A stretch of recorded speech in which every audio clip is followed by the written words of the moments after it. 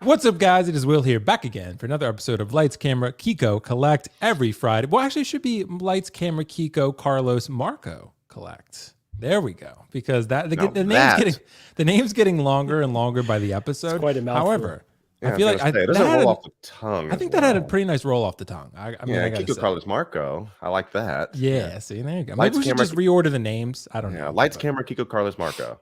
Right. Here we are. There we go. Yeah, right. And we should probably put Keco. We should probably put you last though, because Keco Collects. It kind of leads in nice. You know what I mean? Like Lights, Camera, Carlos Marco, Keco Collects. See, there we go. See, that sounded better. I like that. We'll workshop it later. Yeah, this is why you guys are here. So, but guys, thank you so much for joining us on this fine Friday evening. We're going to lead into the weekend with some fun topics and, of course, some news, and maybe even one topic that is going to lead to an interesting discussion. I feel like that just kind of popped up that I didn't put in the thumbnail, but we're going to talk about it. Guys, before we address this beautiful panel and this beautiful chat, let's go around real quick and just introduce everyone. Mr. Carlos, how you doing, Mr. Place for Collecting? I'm doing really good. Actually, I'm really excited to be on today because it was just a last minute addition for it. And I'm really happy that I'm here and we can talk all kinds of news, figure news, collecting news. Yeah, JND news, everything. So I'm really excited. That last one in particular, but yeah, I guess we'll see. But yeah, thanks so much for joining, bro. We have a 4-person panel this evening. Well, I guess 3 with a host. So usually we do a 2-person with a host panel. So it'll be fun and good to see, of course, Mr. Keco with the gun show this evening. Keco, I'm not sure I'd have the confidence, bro. I got to get my muscles up to your level where I could have that thin of a tank top. Mine covers a little bit more skin. You know?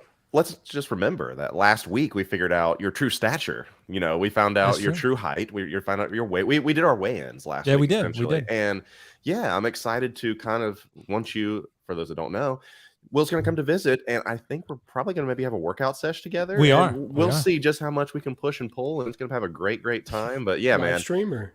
Yeah, we can live stream that. Yeah, we might. I think we Keco Collects benches 200. Yeah, we'll put it on the live stream. That's warm up, baby. Dude, I wish for me, bro. I'm a little bit weaker than that. We'll get you on that. You got to get that nice chest going. So see, we'll get it. Bro. You bench a lot, Keco? Yeah. Well, I mean, it's subjective, obviously, to some people. Keco's like, yeah. How much do you bench? I have a strong. Huh? What were you gonna say? How much do you bench? 275. Dude, that's pretty good, bro. Yeah. Yeah. But like, it's very subjective because some people's like, if you're not, benching 300, everyone always says you should be able to bench your body weight, which that's technically more than I weigh. So cool. But I know there's some people, they're like, I mean, Brock Lesnar probably benches a little more than me, and some people would be like, that makes sense for him. So yeah, that makes sense. I only weigh 190, so I gotta get my 275 was like, it's 3 plates. I must have been 15 when I hit 275. You're talking about like your actual weight or benching 275? Nah, he was benching 275. Carlos was on steroids, so yeah. Oh, cool. I benched 400 pounds going. First of all, I wasn't on steroids, but I was benching almost 400 pounds. That's Neither was the Liver King, so it's cool. No, I was like, I used to be able to rep. So I went to the Nike Combine, and you had to hit 185, and I hit it 35 times, and then 225. I mean, just the stamina alone to be able to pull that is impressive. Yeah, that's pretty good. At that point, it's not necessarily strength; it's all cardio at that point, which is impressive. Yeah, it's pretty crazy. Well, so Keco, you just have to take it easy on me. But yeah, I want to arm wrestle Carlos. That'll be fun. Oh no, dude! What happened is that I tore my pec when I was 22. Ugh. So yeah, I tore it. I was doing maybe 350 as like my last set. And as I second rep up, my pec tore, and I was like, "Well, that was it." Did you see where Cody Rhodes tore his pec and then like still wrestled with like his entire like chest was like purple, and he was like out for 6 months or whatever. But that's like Shang Chi, dude. Yeah, that's it's apparently so. But I don't know what we got on that today. I don't know, dude. We'll this talk segment's more about sponsored by Gymshark. Yeah, exactly, bro. Exactly. I'm full of basmati rice or whatever it's called. So I'm always energized because of that, because of Carlos. So. Yeah, but anyway, Mr. Marco, 16fix. How you doing this evening, bro? And how much can you bench press? I'm doing well. Do not ask me. I'm putting up a solid maybe 125, so I'm lagging. Dude, that's behind pretty everyone. good. I mean, that's still good. Though. It's not. It's okay if you're a 14-year-old, like Carlos would say. But yeah. No, so dude, that's like 7th grade. There you go. No, maybe a little bit more than that, but not as much as these fine gentlemen. But Will, thank you so much for having me. But I got to reiterate, if Carlos is going to be on the show, you got to let me know so I can. I know. I should have let you know with more notice. Yeah. Yeah. You got to skip. You got to come up with an excuse. Well, the thing is that Will's like, dude, please join. Marco's going to be there. I was like, dude, I got you. So that's what happened. Exactly, bro. There you go. Someone's got to keep you in check. Exactly. That's what Marco's here for. But guys, thank you so much for joining us on this fine Friday evening. Like I said, we're going to lead you into the weekend. Let's address the chat real quick before we get into our first topic. Roll me one Kenobi. I always love that username. Friday fun, lights, camera, Keco Collect. How's everyone in the chat and on the panel doing tonight? Good to see you, bro. Good to see you. Robert Gonzalez, I'm rewatching Into the Spider-Verse. That's a good choice. That's a good film. Doing dishes while watching the stream, even better choice. So you don't get in trouble.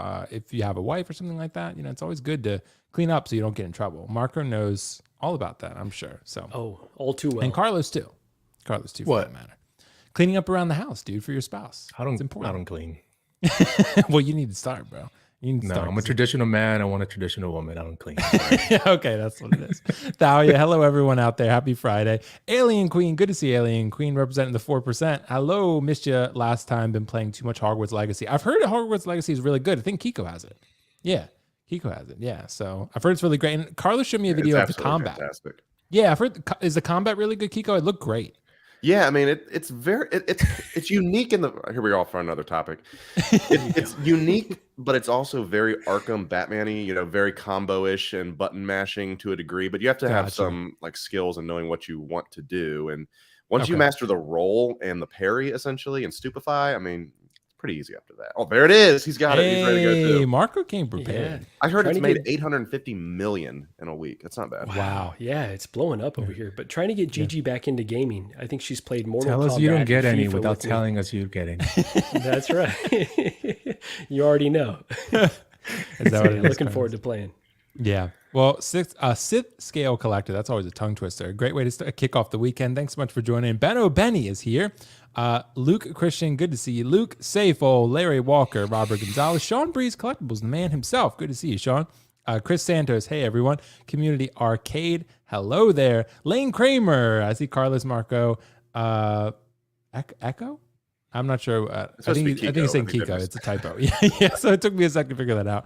Tyria, hey, good evening. DZ Artman, Collectible Chats. Alvin J, the channel member. Thank you so much, Alvin, for supporting the channel. Dale A, what is happening? Dinesh. Yeah, I know, right? Dinesh Thea Garage. Hey, everyone. Channel member Dinesh. Thank you so much, bro. Appreciate you. Skillmonger, Pedro Lopez, Larry Walker, Thick Bantha Boy, Ash Chase. Kiko got guns. Look out. Well, I know Kiko's putting my guns to shame this fine evening, but, it's okay. Let me see Keco Flex.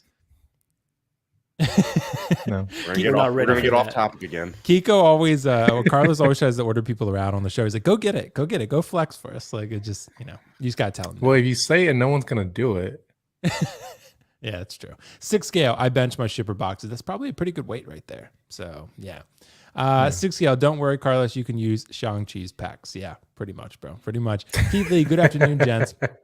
Riley Reviews, channel member. What's up, Riley? Good to see you. Riley's been hitting the gym too, so really excited about that. Sounds like Carlos might have the biggest guns out of the group. Used to have the biggest guns. Come on, Carlos, flex. Let's see it. Right. No, I have a sweater.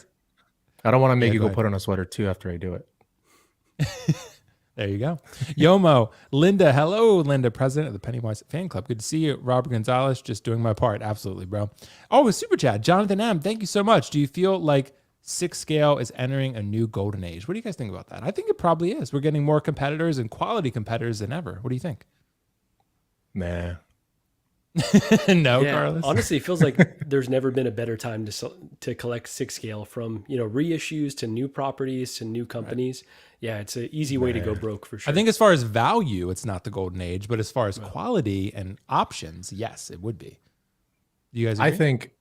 I think in a year or two, when a couple more companies join, we're gonna be like, this is the golden age. Yeah. And then when they all leave, this is the golden age. And then when the values go up, this is the golden age. There you go. Yeah. We're gonna be like, God, it never gets better than this, does it? We're a very happy group, us collectors. Right. Fig Faye, what is going on, Mike? Good to see you. DK, hello. Howdy from the UK. Derek Carter said Hogwarts is legit. I've never watched Harry Potter, so it's a brave new world for me. Nice. Well, it's a good introduction then. King Killa, hey everyone. Well, good to see you guys. Let's address our first topic of the evening. We got Mr. Hot Toys Shang Chi. And I want to talk about this because this is a really interesting one in terms of whether people view this as a win for Hot Toys or not. Because at the end of the day, this is one that the prototype was really, really great. And then these photos started to come out. And like a lot of Hot Toys collectors, including myself, sometimes tend to do, we panic. We look at these and we're like, oh, the prototype declined. Oh, he has too big of pecs. You know, we look at these things. And then the reviews start coming out. Then people start getting it in hand. And the opinions slowly start to go down, right? And the severity of the opinions start to go down. And that's generally how it goes. It went with Loki. It went with Cable. It's going to happen with Shang-Chi probably. I've seen Justin's review. I'm a lot more excited about this figure now. After seeing Justin's review, it quelled a little bit of my concern, although reaffirming some of them. That said, Carlos, I want to start with you because I know you're not as excited about this as I am. But fill us in. Is this a win for Hot Toys or did they not deliver here? I don't think they delivered. I think we're seeing Shang-Chi. And, the problem is his pecs are massive, man. And it's just really weird at an angle. I really don't think this is a win. Because, look, you can go and kind of hide the joints and the elbow joints and all of that, right? And that was one of the things that we didn't like. But now you got big old boobies that we can't hide, and now we have that really big neck seam now that I don't believe we've seen. Let me see those things. You want to see the pecs? The pecs, bro. The pecs, the triple D's. So I don't know, man. I'm not a big fan of it. The neck seam also seems pretty bad. I don't remember the last time I've seen a neck seam that bad on a figure. I feel like I've seen that like on third-party figures, but maybe I just haven't. I don't know, man. I mean, I just don't think that looks very good. The shoulder seams look, I guess you can kind of cover them and all, but I don't think there's a hit. I was really excited for Shang-Chi, and I think it's fair to say that I think the excitement maybe clouded my judgment a bit. I expected more, I guess. I don't know, but I definitely didn't expect to see big old boobies, and that's what I'm seeing all the time. So, well, it's crazy when you look at it from this angle. It's not as present, Carlos. It's like depending upon the angle. Well, and some of those, that's my point. I was like, and I don't really want to deal with that. Do you not care for the neck seam at all? Is that not even a thing? It's a little bit bothersome, but I feel like when you're looking at it front on, you're never going to notice it anyway. Yeah. So it's not the end of the world to me. But I get what you're talking about. I get the criticism. Yeah. Yeah, not a home run by any means. Can we? I think we can say not a home run. I think the head sculpt actually looks really good. It's probably like a 9. But it's overwhelmed because the only thing you want to look at is at his boobs. So I kind of, like it looks like man boobs more than anything, like really saggy ones. That's really what it reminds me of. Like, am I wrong? Am I the only one that thinks that? No. I mean, I agree. I think if you put him in the right pose, it's not going to matter. But I think, it's in because supposedly Justin was telling me that it's like a padding underneath. So, but the problem is accessing it is going to be extremely difficult because you're going to have to unstitch the shirt. You're going to have to unstitch it to get the padding out. But I'm not sure why they padded that area like that. So yeah, I don't think, not sure. But I don't think that sculpt is bad though. I just think the sculpt is great. No, I think it's overshadowed by the neck seam and the boobies, and now the joints. I think it's just a mixture of things. But hopefully, the next version will be better because that's kind of a. Let me see. Can you see some of these poses? Yeah. See, like if you turn it from that angle, see that looks better. See that looks a lot better. You can't tell from that. Yeah. Like if you put him in the right pose, I think you're going to be fine. Yeah. But see, that's like the Scorpion from Storm Collectibles, right? You were like, oh, I don't like the joints, but I was like, bro, if you pose them the right way, you can hide the seams. To see, look at that. Now in this case, it's like you have to pose them right to hide the boobies. So it's up to you at that point. Well, I mean, yeah. So everyone likes boobies, but it's not Marvel Legends though, because that's definitely not Marvel Legends. No. I wouldn't say that. But I get what you're talking about. I think the problem is I think the visible joints for me are a little bit harder to conceal, and the fact that you have the shoulder ones too on Scorpion and stuff like that. Yeah, you can work around it, but this is a little bit. But I feel like if you pose them at the right angle, then you can't see the Scorpion. This is kind of the same thing. You kind of have to pose them right so you don't see his chest and you don't see some of those joints either. Looks great. Yeah, it doesn't look bad. It looks, I guess. I think you honestly have to tilt him down a little bit. You're kind of having that like facing forward a little bit, so then the chest doesn't look as exaggerated. It's kind of tilting forward. So that's what I would say. I gotta hide the man boobs. Yeah, that's true.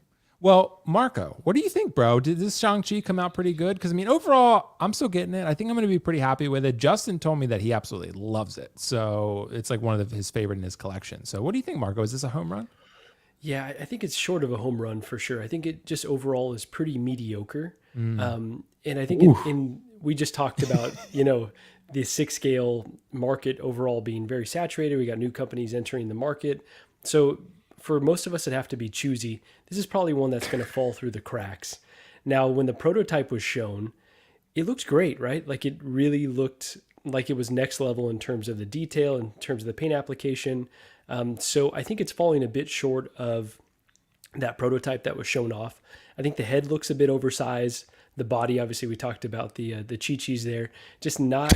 It doesn't necessarily. Yeah, it doesn't necessarily just make it a transcendent figure. I think with a few fixes, like for instance, if they would have done the seamless forearms, they said, in between we, release this Wolverine and we're going to implement that technology on this, then that probably would have made this all of a sudden like one that people were going to go chase. Like, wow, okay, just a little bit of detail.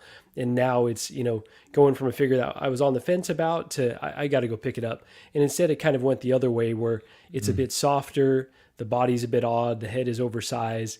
The joints. You think don't the head look is great. oversized? And so, for me, it is. It just looks a little bit too big, and I know the actor has a big head. I'm a big fan of Kim's Convenience, and so he does have a big dome. Marco's going with the shots tonight. Yeah. I know, dude. Next thing you're going to say is overall, that they ran out of male bodies and they had to use female bodies. Yep. Like, dang. Well, I'm not going to say they used a Barbie body on here, but it doesn't not look like that. So yeah, I think overall I'm just like very unimpressed by this. But it's all about value with these Hot Toys, right? For like under 180, I would feel pretty good about picking him up and maybe, throwing him towards the back of my Avengers display. And I think it's going to look really nice on a lot of folks' shelves, but because there's so much cool stuff coming out, this is just, to me, feels like a step back from the prototype that they put out. I honestly do think, Marco, that you are like, if Shang-Chi is not an essential buy for you right now, I would hold off and wait because I do think this guy is going to go pretty low. I think it very much is likely, probable that this is going to be a figure that you're going to be able to get for under $200. Like There's a 150 figure right here. It could be 150 would be it could nice, be maybe not. I don't. Maybe not that low, but I don't. Maybe 175. I'll meet you there. 150, 175. Yep. 150, Yeah, 175. because I'll meet you in the middle. people are going to be like, I don't like the chi-chis. For 175, I love those chi-chis. You know Yeah, what I mean? right. It's gonna be 175, yeah, we'll make it work. Yeah, but Yeah. like I said, if you want to modify, it's going to be challenging. It's going to be very Yeah, challenging. yeah. You're gonna have to do a complete body swap from female to male body. So it's probably female to gonna male have to body. Oh my gosh. Well, Mr. Keco Collects, sir. What do you think about this Shang-Chi? I know we've got kind Let's of hear it. some consistent yet divisive opinions. What do you have here? Man, it's been 17 minutes and I finally got my shot here. I know. I was like, well, it's because you damn, flexed on the benching thing. It's I was like all the way at the bottom here, and I was like, man, I want to say some things, but you all make some good points. But is this Sam Wilson Cap? No, I don't think anyone was expecting that. Here's my couple takeaways from it is that it should have been released with Wenwu. Honestly, this should have been like a Batman and Robin type of situation where they both released simultaneously. We know that most likely they're both essentially done. I mean, they could have done that. I'm not for sure what their distribution strategy is, because I think that would have taken away from all the naysayers, because you have a companion piece at that point.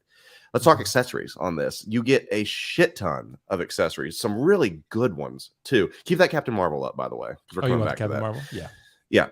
Same body? This, yes. What I think is so similar about this is that I know some people said that Shang-Chi is one of their favorite films, but to me, I feel like it's about as well received as Captain Marvel, simply because it didn't have the huge theatrical release. It was post Endgame, and then everyone's saying, oh, Shang-Chi is going to play a big part in the Kang Dynasty and all that.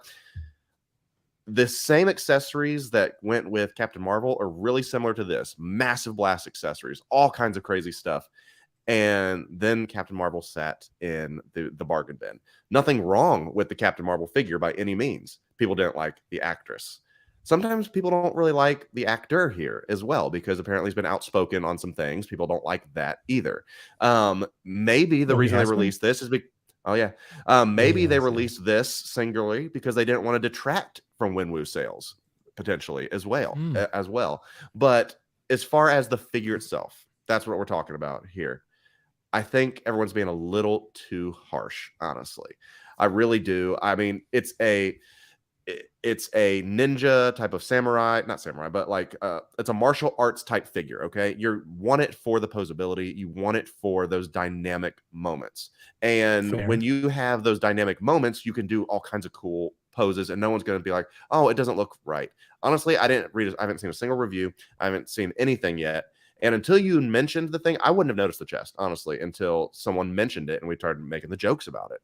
And I honestly didn't see that. Even from right there, I didn't see that. So my thing with this and this figure, which is also interesting to me, is that usually, because you guys know I get a lot of my stuff, from Pop Collectibles or whatever, they reach out and they say, hey, you interested in this figure? I haven't heard a thing from them about this one. They asked me when I was on my vacation in Mexico, hey, do you want the Mark 1? I'm like, nah, I'm good. I don't got the Mark 1. I already got the Mark 1. But I didn't hear a thing about this figure, which is interesting. I don't think it's highly sought after and people are flocking to get it, which is interesting. Maybe they just assume that it's not going to sell well. I don't know. And not even offering it up there. That's the one takeaway that I think is interesting, is that no one's really pushing this. And outside of, how long has it been? 5-6 days? Once it was initially released, no one's talked about it since. It's all been Batman still. And so very interesting. So well, I think you're actually onto something, Keco, because I've been, talking to Kit, 16 Kit, about this, and that's who I'm getting mine from. And he should be shipping it over the next few days. But he told me, he was like, this thing is going to drop below $200. He was like, if you want to wait, you can just wait and pick it up then. And I was like, well, I kind of wanted a little bit earlier just because I really love Shang Chi. But he was like, it's gonna drop. So I think you're onto something, Keco. I think this is going to be one that people will be able to pick up for under, like I said, under $200. Maybe like Carlos said, 175, something like that. I think that's going to be something. So if you have some hesitations with this figure, I think at 175 you're going to feel a lot better about it when you can pose him in this type of pose or something similar and make it look amazing. So I'm really excited about it nonetheless, because I'm a little bit different than you, Keco. I love Shang-Chi. I love the film. I love the character. I love Wen Wu. It's one of my favorite movies, not just Marvel movies. I love it. So Carlos, what did you want to say? I was going to say that, see, the thing, Keco, is that in this video, it doesn't look so bad, but in those release photos, man, they look. I'll show those. Yeah, show those. As someone who does the photography thing, I've never been real pleased with a lot of people's blogger photos. There's some that are really sketchy. So do other ones, because this is, yeah. There's. I mean, that one still has a pretty big area. Yeah, he does. Bosom. And then, but there was one where he was standing like sideways. There's not one moment where I said this dude's got breasts yet. Really? I still have not seen that. I do not see that at all. No. Maybe here. Yeah. No? Show me the one that you're talking about. Like, I can see that there's padding there. Keep going. But I mean, he's a built martial artist who needs that upper body strength. I don't see anything yet. I need to see the one where someone said, this dude is rocking the double Ds. He needs the bro. We're being dramatic about the breasts, though. It's right. like I get that, but it's not a noticeable, problem right? to me. And I've still not seen I mean, one do you yet. not see it there? If you wouldn't have pointed, okay, the far left highlight on that nipple area, maybe, but it's still nothing to where I'd be like, I mean, there's some pretty bad ones. We're not going to spend. We're not going to, But this I get where segment. you We're guys not are going to call it. coming Can we find a tit? You know what I mean? We're not going to do that. But Missed But opportunity. to For me, a if segment, that's going to be a right? talking point, you need to be able to show me that in every picture this dude has been taking some type of hormones or something. That to me, it's just not big enough. Yeah. All right. Well, guys, I love hearing your thoughts on that one. Great thoughts. So thank you so much for contributing on that one. We got a super chat, Mr. Ash Chase, also sometimes known as Ash Cheeks. Thank you so much, Ash. Special edition Shang-Chi come with push-up bra. Dude, yeah, Dude, it's funny because, I guess maybe I unfortunately started something with that, and now I can't undo it. So it is what it is.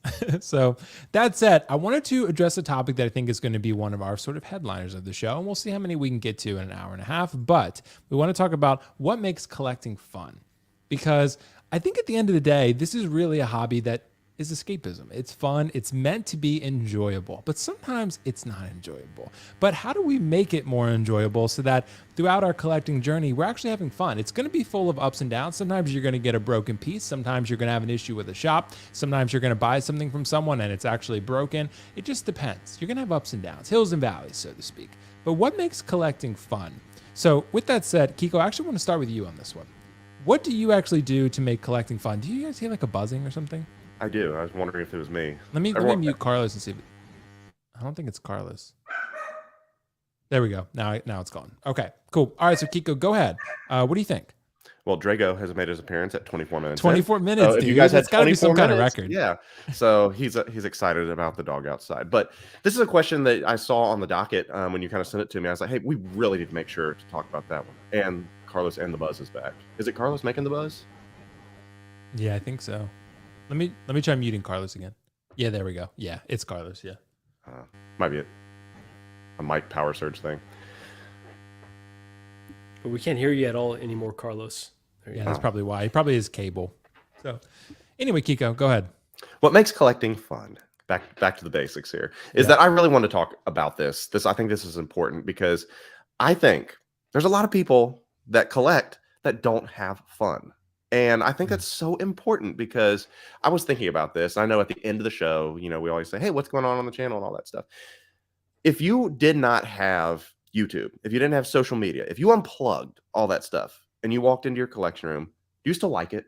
Would you still be having fun with your collection? I've not made a video in 2 months, honestly, and I'm having fun still. And I bought a few different things because I'm a collector and I like collecting. But we've talked about all kinds of people's opinions, breastgate, as we just talked about just now.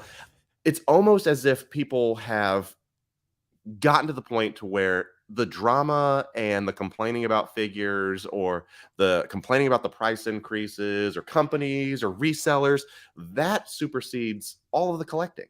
Because if you go to, I understand we have a place for collecting, it's supposed to be drama free and all that stuff, but it's hard to escape, honestly. And I honestly wonder, do people have fun collecting? Why do you do this other than just to come and see our beautiful faces potentially? That's a big question to ask. And I like to ask everybody on this on this show right now is that, are you literally having fun doing this? Or are you stressed? What is your situation? So what makes collecting fun to me is exactly what I mentioned, is that, I unplugged from the socials and unplugged from the YouTube side of things because I didn't want to have validation showing, look, I got something new, everybody. Here's King Shark, everyone like this. I don't care if you like it or not. That's my thing. And so I think that's where we really need to get to when it boils down to is, are you getting things that you like, that you want? And when you start collecting things that mean nothing to you, you're not having fun. You're just doing it for clout or trying to get something from somebody that there's no purpose to it. And it's ultimately going to be on a buy, sell, trade thing eventually, or you're putting it on eBay because you're trying to thin out your collection. Collecting should be, hey, what do I got to do that gives me a little tickle in my tummy when I get something that makes me happy? Is it because you get to see a nostalgic movie moment, a nostalgic TV moment, something that transports you back to what it meant when you first saw those things? We've talked about this on the show ad nauseum, is that the reason we collect these 6-scale figures is because they're the best representation of the things that make us happy. And it's fun to me because I was like, okay, what can I do to build out my display? What can I do to make it better? What are some things that I can add that, I've been chasing? What can I thin out to where I can say, okay, I'm out of room, so let me move some things out. What can I replace it with now? That's the fun thing to me. And I want to make sure every time I pick something up that I'm doing it with intention and because I want it, not because someone wants to see it or someone has to see it or I'm looking for a reaction or something like that. So I've said all that to say, make sure you're collecting because you want to and that you actually enjoy this. It should not be, oh my God, did you see the latest thing? Because I saw it on Reddit today even. They're like, oh, did you? It's like, when are we going to stop supporting this company? When are we going to stop doing this? I can't believe it. This. It's like 15 different posts about all this negativity and not one person talking about, anything that's relevant. And so I think there's a lot of unhappy people out there. So let's do a gut check. Let's do a reality check and make sure that you are having fun. And if not, find out what makes you happy and do that. That's the most important thing. That's fair. At the end of the day, you're trying to preach a message of positivity. What makes collecting fun is collecting. So I think that's more than reasonable. Marco, what do you think, bro? What makes collecting fun for you? Yeah, so first of all, I feel attacked, Keco. No, I'm joking. Marco's the one who great posted that points. post. Yeah, so. That's right. I was the one that created that. Yeah. No, I think you're onto something though, but I'm going to disagree in terms of the complaining portion. I think that's part of the fun of collecting for a lot of us, if it's constructive, right? Because these are high priced items. So sometimes you do want to fly spec them and you want to complain to your friends about, this doesn't quite look like this and this doesn't match up, or this doesn't, meet my expectations. So I think that kind of plays in the community aspect, because, sometimes collecting can be very like a lonely hobby, but when you have other people that you can, either complain to or have, moments of joy with, I think that's what, for me, makes it a lot of fun. So I think the complaining is part of it, but it shouldn't be all of it, right? We shouldn't be so miserable that, we get so swept up in the breasts of a figure. It's just, just a portion of it. The community aspect. And then, like you mentioned, a lot of the times it's representation for things that we love. So I'm a big movie guy, and I know a lot of us are. And so, having that representation of films on my shelf as a piece of art, that brings me a lot of joy, and I can just stare at these things for hours, as like a lot of us do. But sometimes it's just something that looks badass, like it just looks cool, and it doesn't necessarily have an emotional connection to me. For instance, Venom, the character does. I loved Venom growing up, but the films I just did not like. But because it looks so cool, I'm able to have that representation of something that just looks really badass on my shelf, and is a character that I love. I would say that's what makes collecting fun, is, being able to have that representation, and then being able to share our feelings about this art with a community. Yeah, that's absolutely fair. And I get where you're coming from too, as far as criticism, because that's something that if companies don't hear that criticism, then they maybe won't know. But I think that's maybe I think you guys are actually in agreement, you and Keco. Keco's saying like basically constructive criticism, from what I'm understanding, is good, but sort of the criticism that takes us away from collecting about everything else. Criticism and bitching are two different things. Right. There you go. Right. That's fair. That's fair. No, totally. I agree with you, Keco. See, there we go. Common ground. So Carlos, what do you think, bro? What makes collecting fun for you? Man, I guess I don't know. I couldn't really hear what the nonsense that Keco was saying because I had to leave because of my technical problems. But for me, man, it's really what I really enjoy. Shit. Yeah, the usual shit. Yeah. I like the chase, bro. I mean, for me, what makes it fun is like, going after signatures, or going after like grails, or having sometimes things that other people, maybe missed out on, and I really want. So like that chase, I find it really fun, not really stressful. Not for every single thing, but I will like that. I also like having, like Marco said, having cool pieces, you know what I mean? Like I just originally got a full die cast Captain America shield and a signature plaque to go with it. So that stuff really makes me happy, because those are things that, I specifically wanted, that are custom for me, that I specifically looking for. Honestly, more and more, Hot Toys is definitely taking a step back as far as what I find to be fun, just because I feel like, well, for me at least, I'm very, what's the word here? I want to make my budget stretch as far as I can. So I know I can wait on Hot Toys to, go down in value and pick them up for cheaper. So I've been really getting my enjoyment from other things, like chasing grails, going back and picking up some pieces I really missed, signature stuff, so other things that I found really, a lot of enjoyment in it. So, yeah. Is chasing bargains when it comes to Hot Toys or 1/6 like part of the fun as well? Because I think it not really, because it's gonna happen. It's gonna happen. Yeah, I guess what I mean? It's predictable at this point, but I enjoy like at that this point, aspect. I'm like, Kind of like thrifting, though, right? Yeah, like thrifting. it's just expensive expected, thrift. That's still a thing. People thrift. It's expected. Yeah. It's like, bro, it's like the other day I was like, 20% off. I was like, that's not even enticing anymore. Give me 30. Yeah, right. That's the starting point right there. I know the starting point should be 30, dude. Yeah, it depends on the figure, but yeah. Some are much easier to, scout the deals for, and some you have to wait longer for. Like Chromander, for example, probably going to be discounted at some point, but it just might take some time, because right now it's pretty hot. So I think Sideshow is going to be like, we ain't discounting that thing until we have to. So, it's not until like some season of these other 4, figures. until season 3 diecast comes out, then we'll discount it. Exactly. Then we'll discount it. Yep. Exactly. Right. That's exactly what's going to happen. But yeah, I think it's just, at the end of the day, I'm with you guys. I think it's a matter of getting something that you truly love. And I think the chase can be a fun part of it for sure. And I think also just that unboxing experience, and also that satisfaction you get personally from setting something up that feels like it belongs in your collection, that feels exciting and nostalgic to you. That's the reason I got Shang-Chi despite the breast issue, because I see that and I'm like, okay, well, I'm just going to pose it away, and I love the character. I love the film. I'm gonna get it. And it's the same with Loki. I mean, everyone at the time hated that Loki when it came out. A lot of people did, and then I got it in hand. I'm like, dude, this thing is great. The head sculpt with the helmet on, yeah, but helmet off, not as much. But nonetheless, I'm still very excited about it because I love Loki. It's one of my favorite figures in my collection. So that said, guys, thank you so much for your thoughts on that one. We actually got one super chat before we need to move to our next topic. Mr. Josh McCoy Culture. Thank you so much, Josh. Appreciate you, bro. Josh is a cool dude, man. He's a really cool dude. Guys, so go check out his channel, McCoy Culture. Statues, Hot Toys, bunch of reviews, live streams, stuff like that. He has some great stuff over there. I got to get some of these more guys, other guys on here too, like Chasen, and I think some of the other guys that are coming into Hot Toys. So got to talk to them. Just don't have them meet Keco. Yeah, I know. Keco will scare him off. That's why. Carlos, buy the cap 1/2 scale. It'll make you happy. Carlos was talking to me about that today, actually. It might. It might. I'm trying to cancel that JND, so it might. Yeah. Well, Carlos, that's an excellent segue, bro. You did that. You did that really. No.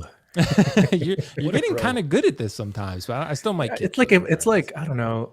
I've been here every week. I can't believe you showed up today. So, but we're gonna talk about this JND video because, guys, if you hadn't seen the news, I want to share something that popped up earlier today.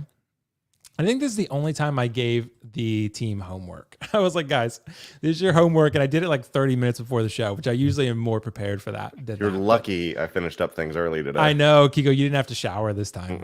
Yeah, exactly. But JND put out a video today, and it was a news update.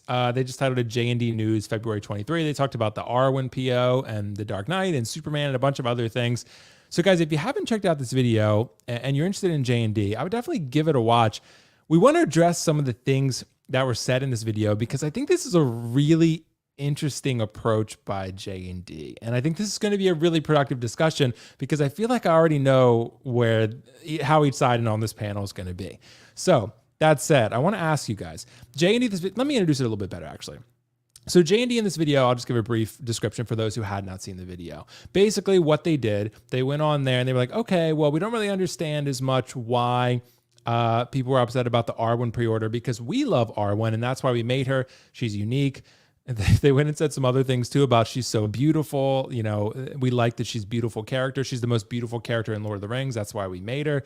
And then they also talk about how they kind of were a little bit, in my opinion, chastising collectors, saying that, oh, people didn't like Superman, but Superman's great and we're not going to change it. That's basically what they said. And then they also went on there and said like, oh, people were wondering why we haven't made Aquaman and other Lord of the Rings characters. And then they were like, it was very interesting marketing approach in this video. And I'm not sure why they took this approach. I think the community is obviously not feeling great about it because they feel a little, very condescending was kind of how it came off to me. But I guess we're going to see. I don't want to influence the panel too much. I want to actually start with Mr. Marco, because I don't know what he's going to say. I know what the other two are kind of, which direction they're going to go. Marco, I want to start with you to give us your approach here. What do you think about this JND video? We have some quotes that we can share too, but what are your thoughts overall?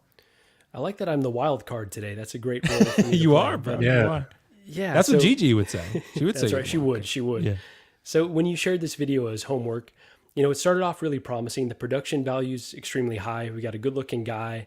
And his messaging, I like his tone and, kind of the talking directly to the community. So I was like, okay, this is going to be really promising. And then it really, devolved into what you were talking about, where it was very arrogant. The tone was very arrogant.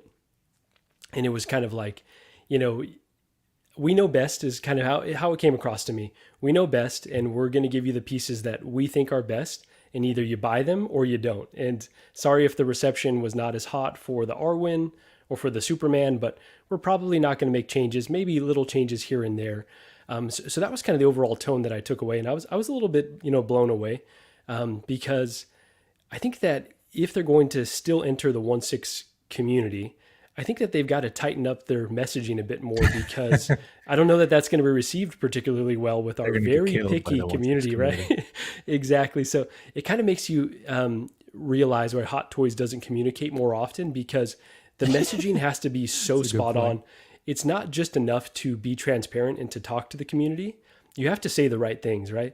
And just, the wrong tone or the wrong bullet points can really make things come across as not productive communication. So overall, I really liked, again, that they were willing to put out this video and say like, hey, here's an update on the state of our company and kind of these latest releases. Here's what we may be doing to correct things or not. But I think overall it just wasn't collaborative enough. If you're going to talk to the community, it's probably a two-way street, right? You probably want to collect that feedback and then incorporate it into your products. And if you're not going to do that, then it's kind of pointless to talk to the community because it's almost like you're talking at them. So I think they've got a good start with this format here. But overall, yeah, it just was kind of an L in my opinion, and something that I think they need to tighten up moving forward for both their statues and for their 1/6. Because I don't think it's going to fly over here. Well, the 1/6 is going to be an interesting point here. And before I get to Keco, I want to share something real quick because I just pulled this up. What Carlos had sent me in a Word document. So these are just some of the things that would said, let me remove this banner so we can see this a little bit better. So, and I'll zoom in a bit, but basically Carlos's original approach, his original take when we talked about Arwen originally, Carlos had said, he was like, well, JND seems to be clearly selling sex, right? And at the time, he and I talked about this and I was kind of like, yeah, I kind of see where you're coming from. I don't know exactly. But I almost feel like JND almost confirmed that in this video. They like openly did it themselves, said it themselves. Like they were basically saying, Arwen is the most beautiful character in Lord of the Rings. We find her so beautiful. So they basically made her because she's beautiful. And it just, I don't know. Everyone can collect differently. What were you going to say, Carlos? No, I was going to say the quote literally goes, "We love this character. We love Liv Tyler. We think she's one of the most beautiful actresses. Arwen is the most beautiful character in the trilogy. We love making these beautiful women." Yeah, it's just like, look, Galadriel's punch in the air. Right. Well, so here's the thing. Like, there's nothing wrong with admiring beauty. That's great. People are beautiful. There's a lot of beautiful things in the world.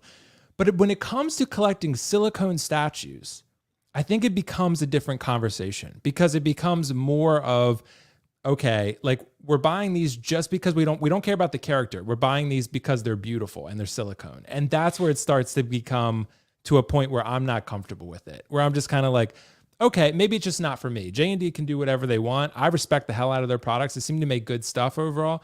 I have some issues with some things here and there, but it to almost like literally flat out say it, that they made it because she's beautiful and that's the reason. And then the original video, they talked about her lips. They were like her iconic lips. We focus on her iconic right. lips. And it's just like, okay, but what about the character? What about the character? Like I get that, but it's more so about her appearance. And I get that's an important part of JND statues, but it's just like, it's just a weird, I don't know. It's a very odd way to approach this conversation. And like I said, I respect JND and the work they do, and I'm very excited for what they do in 1/6. But, and also the comparison, Keco, before you go, and then I'll shut up. The comparison of saying like, we realized that Lord of the Rings wasn't as popular as DC after putting up an Arwen for PO. Those are not equal variables. You cannot compare Arwen to Superman. Those are not, like, if you wanted to make a relatively close apples to apples comparison, you would have put up Aragorn for pre-order and then compared it to Superman. You can't compare like a D-list character of Lord of the Rings to an A-list character in DC and say DC is way more popular. Like that's the reason Arwen took so long to sell out is because it's Arwen. Like Arwen is not she's not a popular Lord of the Rings character. I'm sorry. Like people like her. Liv Tyler's great. But it like, if you were to ask people, how many people want an Arwen and we want to spend $2,500 for it, the list was probably pretty short. So, and that's probably why it took so long to sell out. And the people who do buy it just because they love JND and maybe they love Arwen. I don't know. I don't know what people's reasons are, but that was also a comparison. I was like, I don't even know if they realized how silly that sounds. Like to say Lord of the Rings is not as popular as DC, and we're basing that entirely off of an Arwen pre-order versus Superman and other DC characters. Like, of course Arwen's not going to be as popular, and you knew that when you made her. So anyway, so Keco, what were you going to say here? Do you want to give me the floor or do you want Carlos to go first? Because you know what I think. Well, if you want Carlos to go first, Carlos, go ahead. We'll let Keco go last because maybe it'll be a good opinion. Keco will go, and then Keco and I can go back and forth. All right. Yeah, that's fine. That's fair. That sounds good. Yeah. Sorry, I took up a lot of the time, but it's okay. Based on what you were saying, one of the things they did say is, but you don't understand what goes on when you obtain that one epic license. We got so excited as soon as we got it, so we had to get to work. That's great.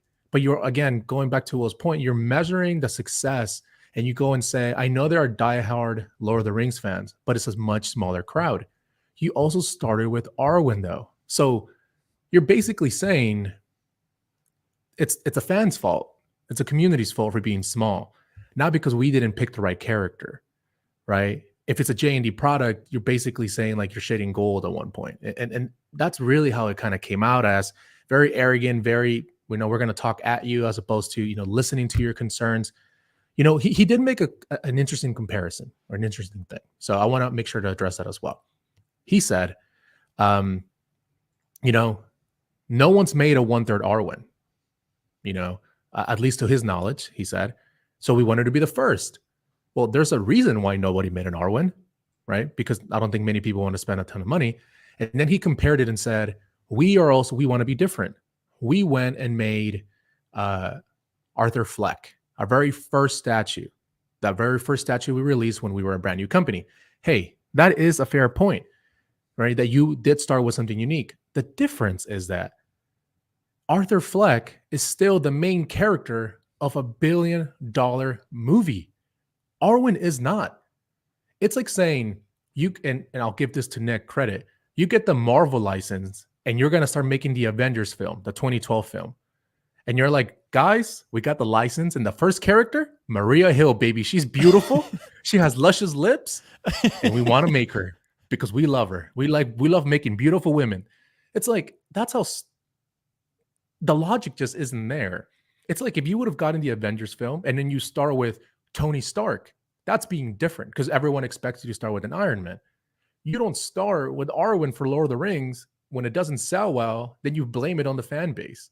And then you say things like, well, people pre-order it, so we really don't want to change it because those people are going to love it. People pre-order it because they believed that you were going to make changes. We're hoping for the best. But clearly after this video and the comment that you said, there were some people who thought JND's Superman looked nothing like Henry Cavill. How do you not see Henry Cavill there? Right? We're not saying it's a 1 out of 10, but basically what you're telling us is that you believe it looks so good that we really shouldn't expect changes. And according to you, they cannot confirm or deny that any changes are coming. In some instances, changes are minor, and sometimes so minor, nobody notices. So basically, the changes are so minor so we basically should expect what you're producing now, and it doesn't look good. So in other words, for people, pre-order it if you actually like the prototype in this case, which I haven't really liked it. And then the final thing I'll say here is just like, he goes and says, Arwen is my favorite JND statue. Well, Daniel, you work for the company. What are you supposed to say at this point? That it's the worst one? I don't understand that. Like I said, we're supposed to take your word for something. Like, oh, it's my favorite. Okay. Like, I don't it's like if I go make a figure, I'm like, damn, guys, don't buy this figure. It's ass. Like, I'm obviously not going to say that. It's if I work for the company or it's my company. So anyway, point being, man, it just feels like this video is definitely going to drive a lot of, I think, customers away. I think as Batman Statue Collector and Extreme Collector said, it's a very dangerous and unneeded video. And, if there's a way to make people not like your brand very much, keep doing videos like this, because if you think statue collectors are going hard at you now, like Marco said, wait until you get into the 1/6 community. We're going to make you cry.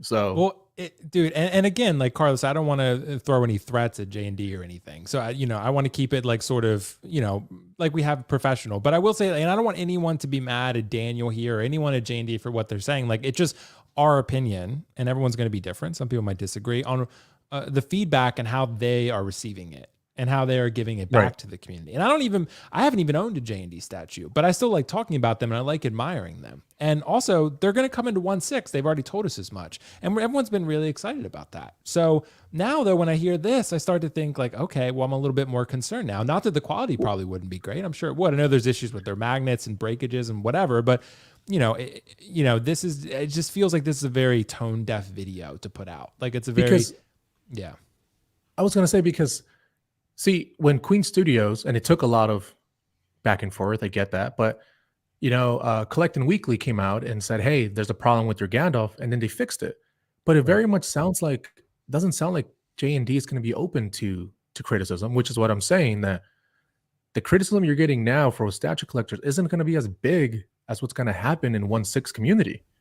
And I'm not saying, like, we're not threatening you, like, oh, like, no, I'm just telling you the realism of, like, dude, these 1/6 collector community, it's going to be harsh. There's a reason why Queen Studios decided maybe we shouldn't go on as many live streams anymore, or InArt, I'm sorry, because we are a very outspoken community.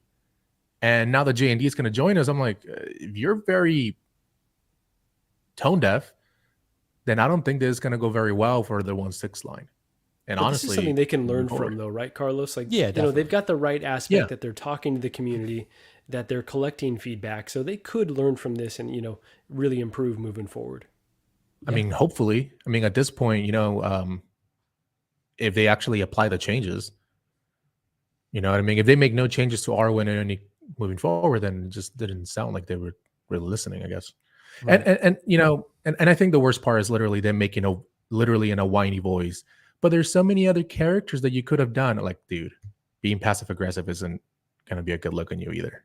So right. Well, anyway. I mean, that's just a fact. I mean, there are obviously more, you know, I would assume profitable characters that they could have made that are far more iconic than Arwen. Like, and again, this is nothing against Liv Tyler or Arwen. Like, she's a cool character and all, but she ain't Aragorn, right? So she ain't Legolas or Gandalf, and even Frodo, right? She's not on that level. She's not in the film as much.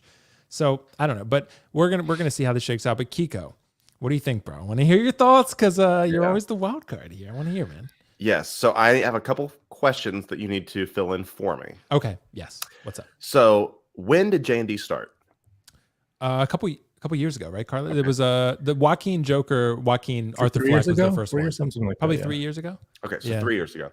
Is this the first talk to the camera thing? How many videos like this have they done? No. They do them every so often, but not kind of rarely, I would say, but maybe like once or maybe a couple times a year, something like that. So I was just wondering, I like to take things, you know, as they are type of thing. Yeah. So here we go, everyone. I wanted to have all those naysayers out there. Let's do it. I do not have a problem with this. I don't, because here's why. So give me the floor for just a second before everyone starts interrupting, then me and Carlos can fight. Or Marco can fight with me. I don't care at this point. So we have to have the ability for people to speak and share their opinion. The whole idea that you can't ever share an opinion, or it's his company, he can do what he wants. Cool. Respectfully, obviously, don't ever breach the area of being disrespectful or calling people out or things like that. There's limits to that. Don't get me wrong on that. But how often do you say, why don't we hear anything from Sideshow? Why don't we hear anything from Hot Toys? Once they get into the 6 scale community, they're going to understand why, you know, we take this so serious. Well, he's not talking to the 6 scale community. He's talking to the statue collectors, who he knows is a smaller group of people. So with that being said, we get so mad we never hear from anybody. But this guy out here, it's not the first time he's done this, is giving us something to discuss and to talk about. I have no issue with that. He's saying here is, hey guys, you guys got some opinions on Aragorn. We don't agree with you. That's fine. He doesn't have to say, you know what? Oh, you want leadership sometimes to not have to back down and be like, oh, because he said it did sell out. Okay, so unless people aren't buying it, why are you going to change any of your strategy to do so? Also, so people saying, well, I don't like the tone he took, and you know, they're sexualizing that character and all that. I don't think so. If he's the head of the company and he likes Arwen, or Arwen, whatever, go for it. That's fine. He said that, you know, Mira's coming out. You got the Batman. Like, well, and he's speaking facts. The DC crowd is bigger than Lord of the Rings. It just is. It's been around, you know, and had the movies that came from Batman and the Superman and the comics. And they've had a legacy of that. Yeah, Tolkien and Lord of the Rings has been around for a while too, but it didn't get as mainstream to where there's been like merchandising and things like that until Peter Jackson took it, you know, and then did whatever he did with The Hobbit. You know, that's something else. But it became mainstream once these people that came off the pages of the book into actual screen time. You're like, oh, that's what Aragorn looks like. Oh, that's what Gandalf looks like. And you're able to get merchandising from that. So that was only been around for 20 years or so, or whenever that came out, maybe 25. I don't even know how long it's been. It's been a long time. So all that to say, what did he say that makes you say, oh, It's over. I'm done with JND. I'm never going back there. He didn't say anything. I like the fact that he's got personality. Do you want him to just be some little bump on the log that's like, guys, we're sorry. We're going to do better. He's made a business decision. This might be controversial. This is going to get real controversial. Let's do it, dude. Okay. Who is in the news right now that is not apologizing for something that they used to do? Ben Stiller said, I'm not. Oh, sorry. Ben Stiller said, I'm not mad that me and Robert Downey Jr. made Tropic Thunder. I'm not apologizing for making Tropic Thunder back in the day. Everyone's like, that's so insensitive. And he's like, we're allowed to laugh. We laughed about it 25 years ago. We're allowed to have opinions and things like that. Ben Stiller's like, I'm not apologizing. At the same time, people are like, you know what? I can respect Ben Stiller for saying that. That's fine. I think people are allowed to voice their opinions. If he says, okay, I don't like the way that, I want to go ahead and make Mira. I want to go and make Arwen. I want to make Superman. And if you don't think it looks like Superman, then don't buy it. That type of thing. And he even says, hey, some cancellations came up. If you want this, take them if they're yours. So we know the statue community is smaller. Okay. We know that you're paying a lot of money for something that is going to be hard to move later on if you don't like it. And he even made the point saying, we don't want to make these changes because, you get this and you don't like it, you're probably not going to be able to move it on. That's the thing. And so when we get our pre-production samples and we get the way things are supposed to look, and you're like, oh, this is up for pre-order, you expect it to come out like that because that's what you got. If you see something that's the statue and that comes out and it's like, imagine the Loki, but at a statue level and at a statue price, and it came out with that head sculpt, people would be losing their mind. Okay. And so the fact that he's saying, hey, this is what it is. This is going to be the production. We can't change it because people can't move these. People have already paid for them. If you didn't like it in the first place, you probably didn't pre-order it. And if it sits with you later and you want to get it, you can go and get it later because there's cancellation. So all that to say, I don't have a problem with this guy saying this because it shows personality. It shows leadership, whether you like it or not. And it's a fact that, hey, people are talking about their product. That's the thing. They're talking about their product. Now, bringing it home, and we're going to be done, and then we can chat back and forth, is that you're like, well, I worry about them getting into 6-scale collecting and all that, in the 6-scale world, because we are really big sticklers. That's why InArt doesn't do live streams anymore, because we're bitches on there, and we're just mean. That's what I'm talking about. Is collecting fun? Or do you like doing this? Or is it just simply, well, if I'm paying this much for something, it's got to look a certain way. Then, okay, maybe go find a different thing that's a little bit better for you. Go find a better representation. If Hot Toys isn't making it, say, okay, until they do some better things, maybe I'm going to go look at, Present Toys. I'm going to be looking at Sensation. I'm going to be looking at JND, InArt. Find the thing that makes you happy. That's all I can say. So let's go back and forth about anything you want to say. Well, I'm willing to react to whatever. There's a lot of great comments, but Beard God is here. There's nothing sexualized with the Arwen piece. Anyone who says that basically objectifying women, in my opinion. Hey, interesting take, bro. And I don't think, Mario, they were saying that this is like an object. Like, it's not like the Tifa statue, right? Like, I don't think anyone's making that claim. It's just a matter of like, they seem to harp so much not on the character, but on the beauty of the character. And that seems to be the primary focus for why they made this statue. And that to me is a little problematic because I just feel like that's just not my opinion. I just feel like it shouldn't be about that. It's about the character. We don't like say, oh, Shang-Chi is so beautiful. Like, it's just not. But do you make a product for something that's not going to stand out on your shelf? But I don't think Arwen stands out, in my opinion. Like, I think she very much lacks a presence. Like, she's just a white gown. But at that scale, there's nothing that's not going to stand out at that scale. Maybe. But if you walk up there and see I know we talked about it. If you walk up there and see a 3rd scale silicone woman with real hair, you're going to be like, what the hell is that? And you're going to go look at it. But also imagine Legolas. This house right now. Imagine Legolas in that, right? Like, and again, like if their goal was, I'm fine with them saying. But he said the male, female is the pattern that they tend to do that. Right? Yeah, and I don't have a problem with that. That's fine.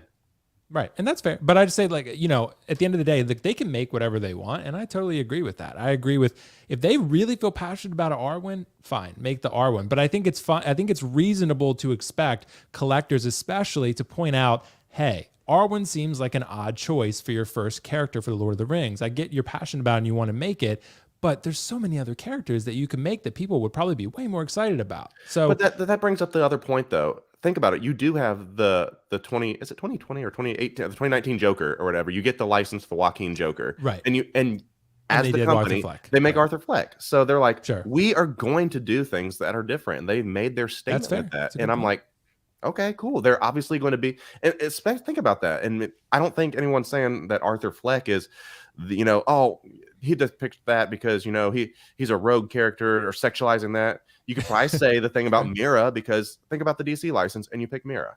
Okay. It's a character that you're obviously picking for obvious reasons. You're like, okay, it's got a teal suit with red hair. That's going to stand out on a shelf. That's my opinion.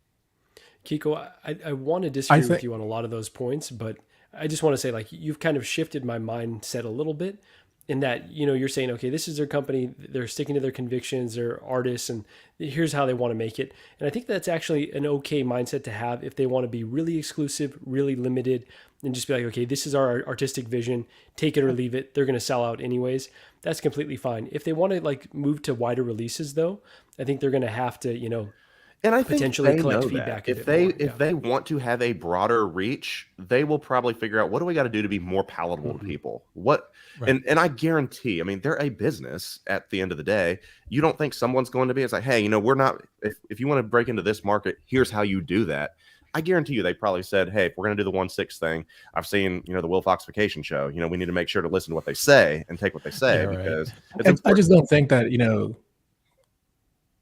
it's good business to ever come out arrogant, entitled, and literally making fun of your customers. Is he making fun of them, though? I mean, when you literally go and make a whiny voice. See, until you put that in the caption, once again, maybe I'm just not seeing the breasts again, but I did not hear a whiny voice. To me, so if you go and he says, you say, and he continues in a whiny voice, but there are so many other characters that you could have done, and he says it in a whiny voice. So I don't think that's a proper way of ever talking to your customers, right? Isn't Making fun of them. People complain, though. He's voicing the fact that when people complain, just like when I do my voices, the complaining voice when I talk like that, that's right. He's like sensationalizing it. Well, I mean, at the same time, we aren't going to complain, right, or even give feedback, because this is not, you're buying a half scale, right, price. But at a third scale, it's like if Hot Toys was to charge us like, I don't know, $600 for the Shang-Chi. I guarantee you we're going to be a lot more critical than anything else. Or they're charging us quarter scale prices for 1/6 prices. That's basically what they're doing. They're charging, half scale prices for 1/3. And if you want to make those choices, fine. Hey, that's fine. But even the collecting community, and even the biggest people in the collecting in the statue collecting community, they don't agree with this, because it's very, again, dangerous to what you're doing. It doesn't make a lot of sense. And if you want to make an Arwen, fine, go for it. Clearly, it's trying to show that you're trying to sell sex. I mean, it's pretty straightforward. If you don't want to agree with that, then that's fine. But facts are facts. And then you can look at it and say, like, well, it didn't sell well because the Lord of the Rings fan base is small. If it was so small, then why did the internet almost break when the InArt made Aragorn? Right? Dude, that thing was a fucking killer, and look what it did to the community. Everybody started talking about it. Even statue collectors started talking about it because of how good it looked, right? So if your product is good and you actually go after a good character that people care about, then it's actually going to be a positive thing. But you don't go and blame the Lord of the Rings fans or saying, oh, well, it wasn't our fault. Our shit is amazing. Our product is top notch. It's the fans' fault. Right? You guys are small, very, very small compared to DC. That's why it didn't do well. Right? Right. So that's literally, it just came out arrogant and entitled. That's really what it came out like. Right. And, Carlos. Sorry, Marco. Go ahead. I was going to say, it's not sustainable to be defensive, right? So I think if they would have taken a step back, they probably would have rewritten the script to be a bit more collaborative instead of being, it comes across as a bit defensive. Whether they intended it to be like that or not, it's definitely not sustainable to battle with your community in that sense. And now I know Keco didn't take it that way. He's a very direct talker. And so I think he responds to someone just coming out and being direct. So I think there's, positivity to that as well. But it definitely didn't come across as well as it could have. Right. Yeah. And I appreciate everyone's thoughts on this on this topic. Like I said, I do think it's one, it's not the most positive topic and the most lighthearted thing that we're going to talk about. But at the end of the day, like I think we all still respect the work that JND does here. And we all still think they do a great job at what they do. But not everything's perfect. I'll say that. I have some issues with their magnets that I've seen, and I have some issues with breakages and repairs and stuff that I've heard. So I don't know. I haven't owned JND product myself, but when I look at, I think this statement, I guess, just rubbed a lot of collectors the wrong way, and I felt we needed to discuss it because it was just kind of like, look, no one wants to trash JND. No one wants to trash Daniel. It's like, he seems like a great guy and he's good at what he does, but I just think this video seemed ill-advised, and that's how I would describe it. Right. Yeah, because at the end of the day, look, I've watched Daniel for, and all the JND news that he's done.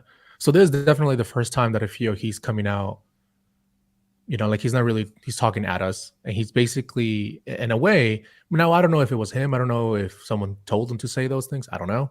I'm imagining he came up with it. I can only speculate, but it just wasn't a good look on JND.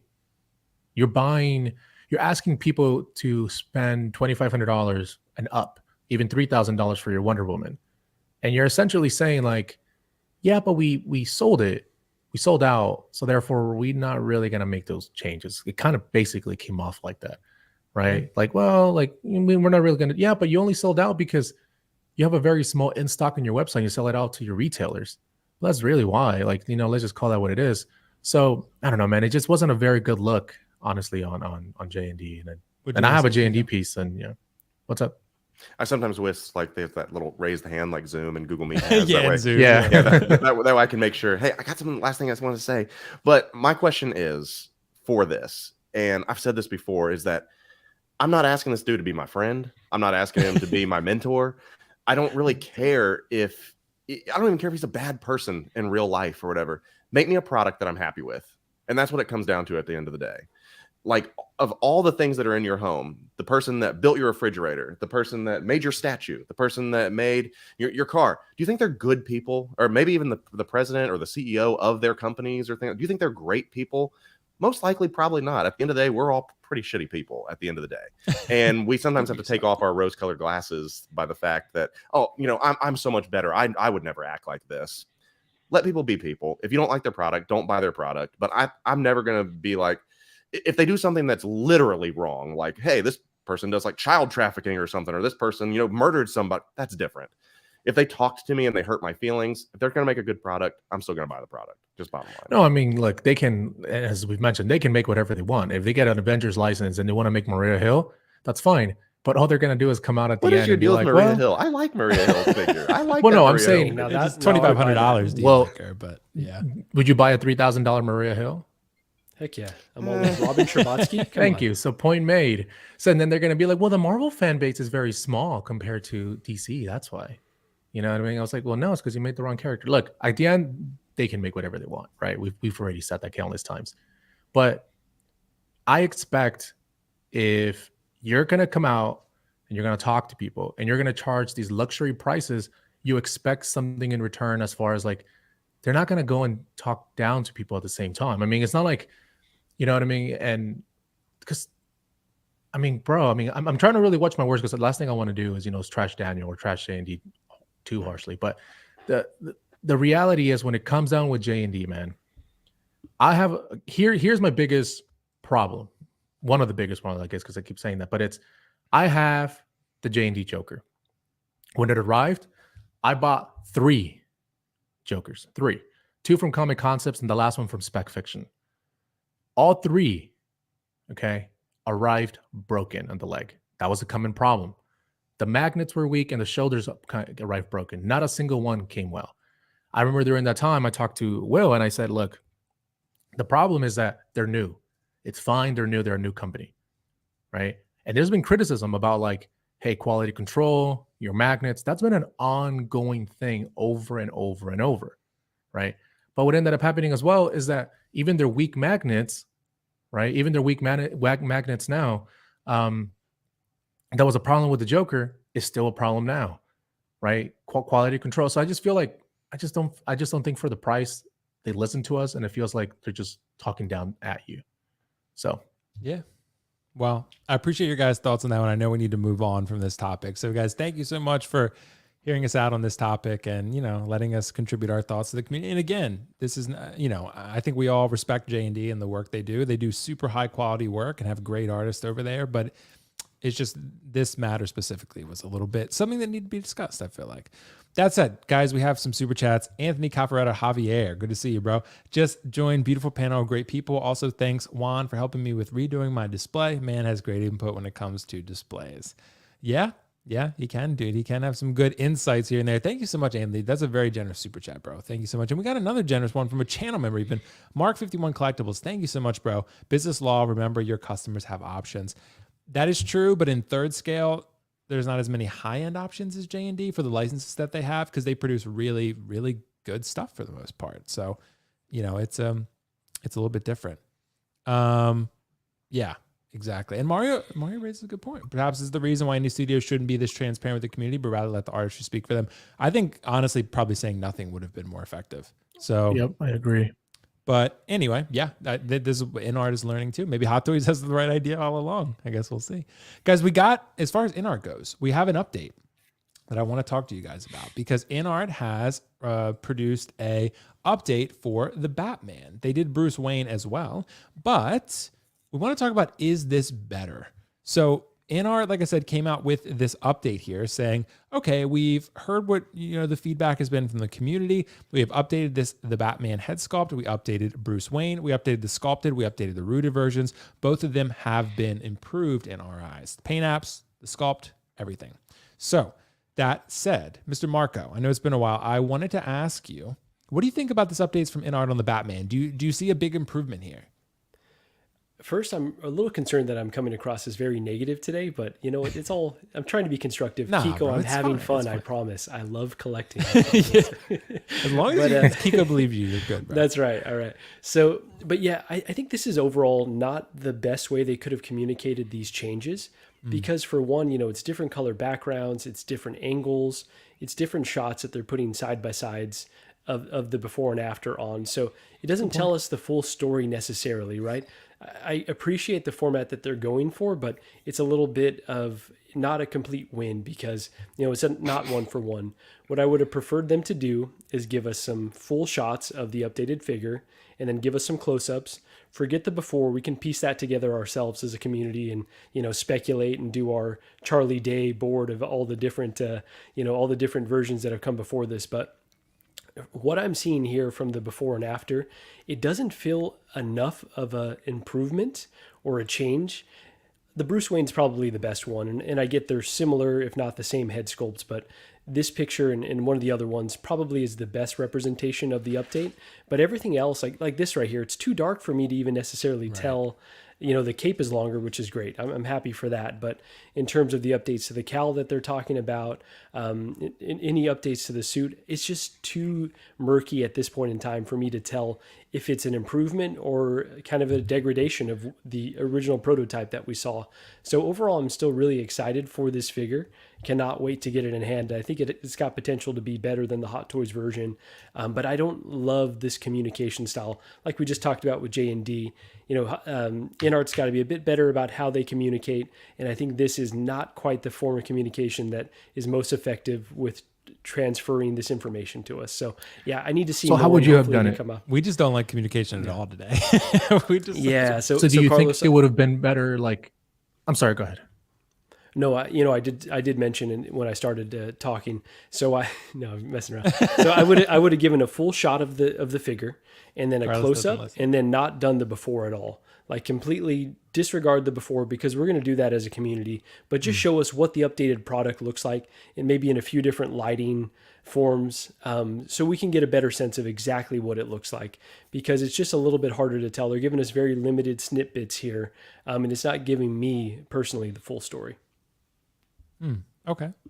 Well, let me ask you, Keco, what do you think about this? If you want to talk about the communication methods, you can, but I'm also thinking about, the updates here. And Marco touched on a lot of those great updates. I mean, we got the cape, got the head sculpt, the armor, what do you think?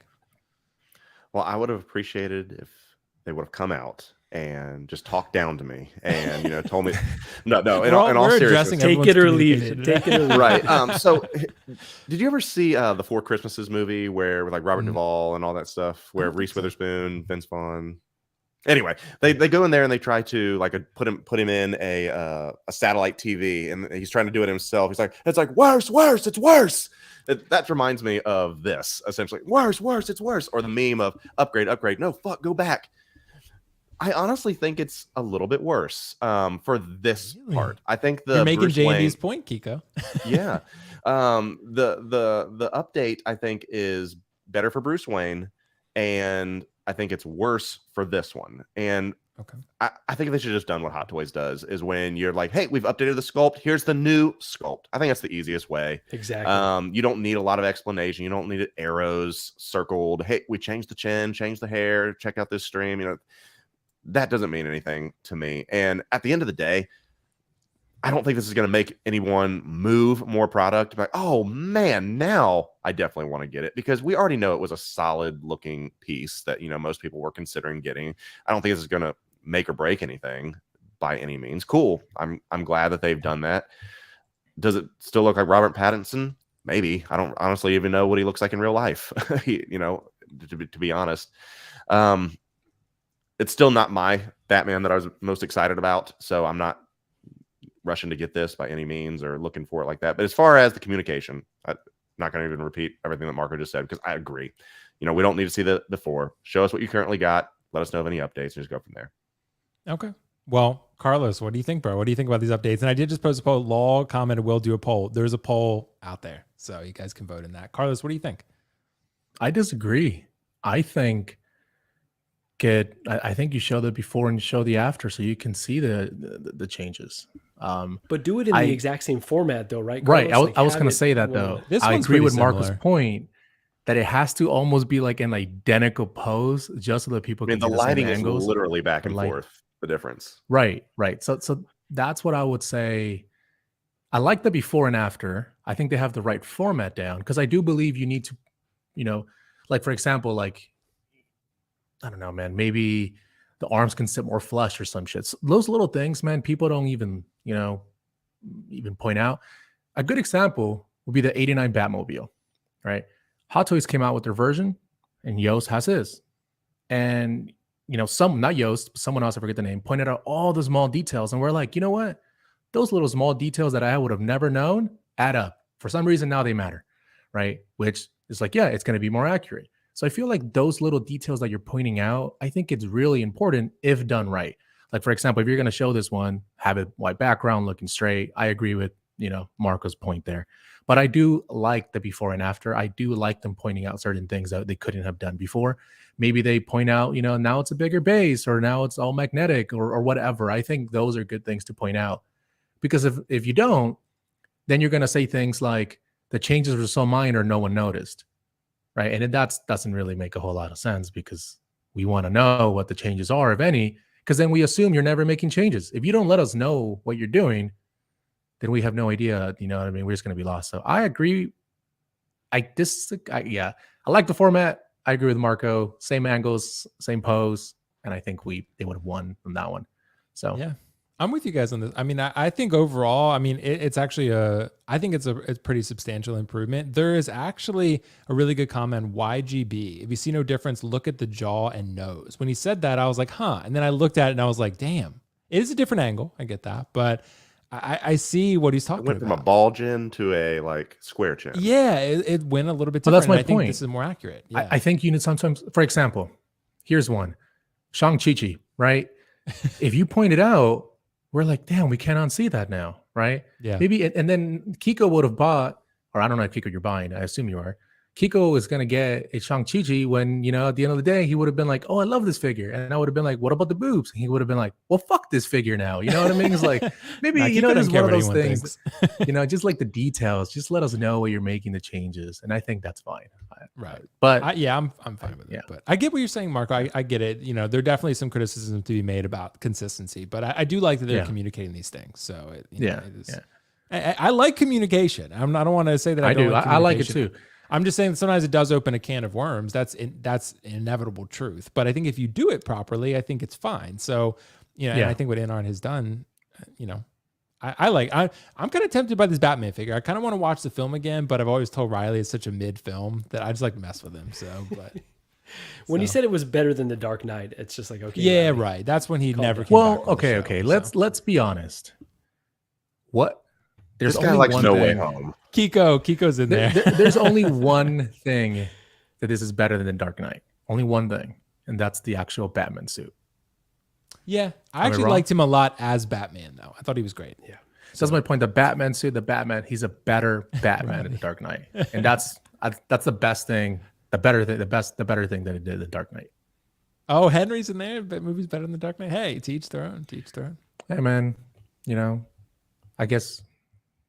Nah, Yeah. dude. It's all good, bro. I don't agree, but hey, the Batman was still good. I liked it. So that's it. Running out of time here, so I want to ask you guys about something real quick. We got time for maybe one, maybe two more topics. We're going to keep this an hour and a half. So Fucking Hot Toys- Reba. Yeah, Reba, bro. And the reason I want to ask this is for that exact reaction you're having, Carlos, because I'm wondering if collectors even care. Because this has been something that's been low stock for at least a couple days now. And almost, that I've seen anyway, no one has been talking about it. No one has really been talking about the fact that a Grand Inquisitor and Reva are almost, they're low stock, they're blue screen. So my question is, do collectors care? And I guess that's already the question we know the answer to, because it wouldn't be blue screen if they did. Because it's probably such a low pre-order number for both of them, unfortunately, despite how good the figures look. The characters for most people, I feel like. So I want to ask, people out there, are they considering pre-ordering this? And I'll put it in a poll. Are we considering pre-ordering this based on the low stock? Do people want these? Because these figures look great, but I guess it just depends on your love for the character. But Keco, I want to start with you on this one. What do you think? Do collectors care about these low stock figures here?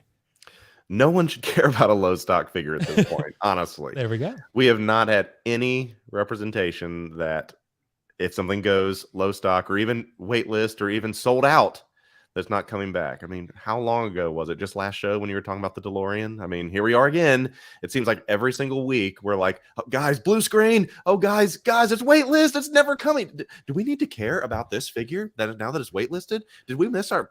Everyone. That's why I love talking about it, because I know that this is going to happen every single time. It's like, hey, let's pick our figure of the week that's gone waitlist that's going to come back. Someone even just talked about it in the chat or in the thing. We're like, hey, my waitlist electro converted. No shit, what a surprise!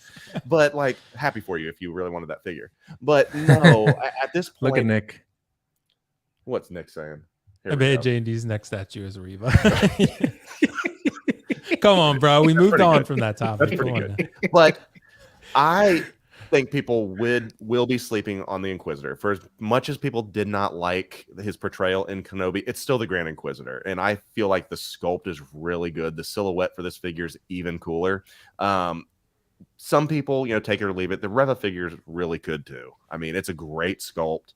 And if they end up doing the rest of the Inquisitors, you're going to probably wish you had these. But these are going to be in stock. They're not almost gone. We know that. They are not almost gone. So if you want to pre-order it, sure, go ahead.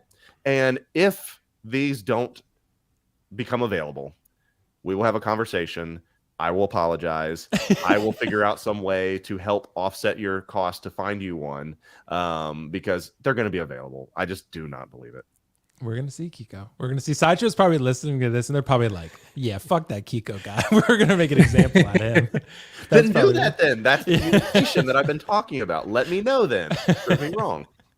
Yeah, we're going to see. We're going to see. So, Marco, what do you think, bro? I know it's your chance to be positive for the evening. What do you think, dude, about this blue screen here? Negative. In terms Nancy. Yeah, Carlos, he does it intentionally because you wanted to go first season and put you last. So I'm going to I see that right here. Yep. But in terms of like, do collectors care?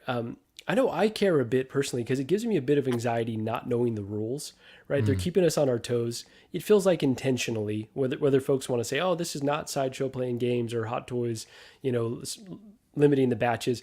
It does feel like a bit of a game that they kind of want you to be uncertain and uneasy. So then you hit the pre-order button for a figure that you really want. So I would say, a lot of folks care. Should they care? Probably not, because if it was a figure you didn't necessarily, need in your collection right away, then probably you're okay to let it go. But I do think these are the exact type of figures that Hot Toys should be focusing on limited runs for. And I don't completely understand Like their 4. economies of scale. There you go, right? I don't know how much they have to sell of these figures to, recoup their costs or make a profit. But if they did more limited runs on these, I think they'd become more desirable. And, the Hot Toys market would start to heal a bit more. Okay, for the Darth Vader, put out a bunch of Vader, as many Vaders as you can print, because that's going to be a desirable figure. But for these two, limit them. Either put a number on it or make it so that they sell out before they ever hit in stock. I know for when I started collecting, which wasn't that long ago, but the Director Krennic and the Mud Trooper, those like went out of stock before I believe before they hit, right? And so, well, there you go. Perfect. Just like the Mud Trooper. See, you're right on the track marker. There you go. So, Sorry right, and that built a bunch of, no, not at all. That built a bunch of hype around those figures that could have gone the other way. They could have been peg warmers because, all right, they look good, but people didn't necessarily care too much for those versions. But because they were limited, I think it like built up the hype and folks wanted to chase them. Obviously during COVID was a different time than, the market we're experiencing now, but I think I would limit these. So I would say, should we care? Not necessarily, but it does cause some anxiety, but limit these overall Hot Toys. Well, it's really interesting, and before I get to Carlos, I'm gonna go out on the limb here just a little bit. I'm not gonna say this definitively, so I'm not gonna go full rogue here. But and Carlos and I have talked about this. As far as what the signs for a Grail are, people may laugh. Reva kind of meets them if the head sculpt comes out as good as, besides her not being a beloved character by a lot of people, but she is beloved to some, and for the people who order her, she is beloved to them. So I think Reva and even Grand Inquisitor could be probably, and we'll see Keco, but probably such a low batch that if Reva's head sculpt comes out looking as good as it does, and she's never probably going to be in this outfit again.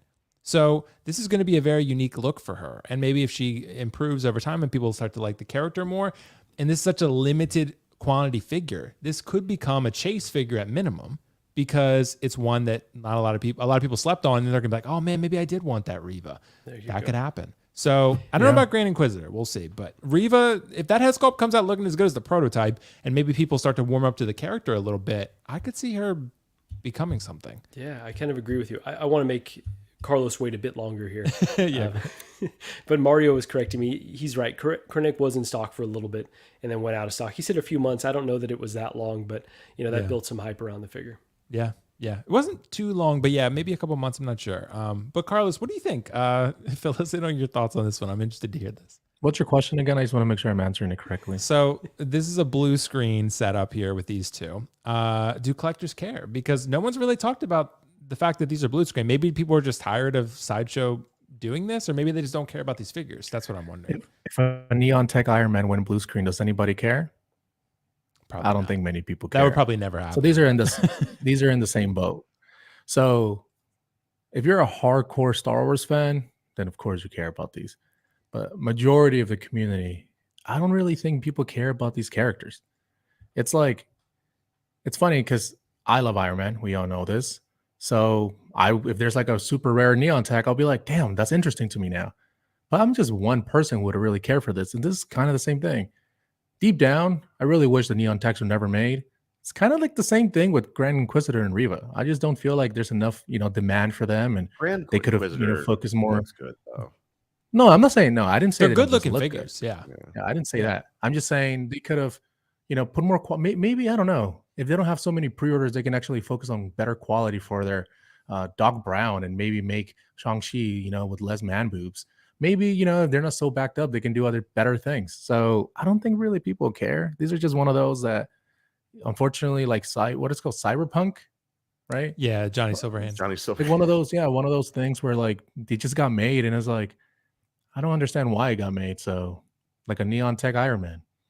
Well, I was a little surprised Reva got made, but at the end of the day, I am glad she got made, because for the people that do want her, I know Lael's a big fan of her character, and there are other people out there who love Reva. So I'm happy that they are getting one. It's just it's not for me. And I don't think most collectors are going to go for Reva, to be blunt. Like I don't think there's also collectors out there that love the Neon Tech, but at the end of the day, it's like, dude, if you're going to make these, make them, but first get your shit straight when you can actually focus on other things. So I don't really think these are really going to matter. Dude, if Shang-Chi and all these other ones are going to sit, these are gonna sit too. I think So- these might slide under the radar a little bit for people. I think you're Sorry, right, Mike. Will. think so. If they make the other Inquisitors, though, then you'll That see could a be display that someone has like a bunch of Inquisitors. You're like, damn, I kind of want this now. So that could cause some FOMO in the community. But I'm almost starting to think that maybe these are so unpopular that they are not going to be discounted because they're not going to last long. I don't think they're going to be in stock forever because Sideshow probably knows we're getting very few orders of these things. And I remember talking to him at the time, Mark from Alter Ego Comics, the owner. He was telling me, he was like, yeah, the Riva pre-orders have been super low. He was like, not quite as low as Eternals. He's like, everything Eternals is like the record on the site for not moving. But Riva is in that conversation. So I think it's one of those where if you want this figure and you love the character, that's great. I don't think you'll be able to wait for a discount for this one. I don't think that's maybe. You know I might what was be wrong. also a limited I don't think figure it's that gonna was pretty good? Quicksilver. What? No one cares about Quicksilver, bro, and he love died. Quicksilver. Oh, the Age of Ultron one? Yeah.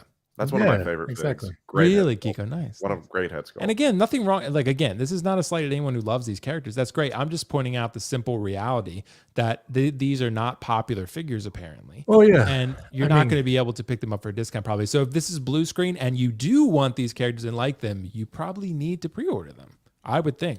'Cause Oh, I yeah, don't think dude. I mean, Sideshow's I don't- going to want to hold stock for these. No, I'm saying like, look, man, if you have 100 Rivas, I don't give a shit what you collect. That's fine. If you have 15 Grand Inquisitors because you want, that's fine. I don't really care. I'm just saying, I think majority of people don't see this as a must have, and I don't think people are going to be rushing to get these by any means. But Right. collectors can collect however they want. Doesn't mean that these are just in the same boat of Neon Tech Iron Man, where I don't think majority of people care. Yeah, and as much as I love my sequel figures, a lot of people feel the same way about those, right? So they might feel that way about Kylo or Rey or whatever. So, and I love this figure. So at the end of the day, if you love them, who cares? But I'm just pointing out when you're making purchasing and collecting decisions and whatever, and space and budget, you got to factor in the terrain, I guess you would say. So anyway, guys, thank you so much for your thoughts on that one. We've run out of time, so we're going to save some of these topics for Sunday's show. That said, guys, thank you so much for contributing your awesome thoughts and insights. Mr. Marco, thank you so much, Mr. 16Fix. What's coming up on your YouTube channel, bro?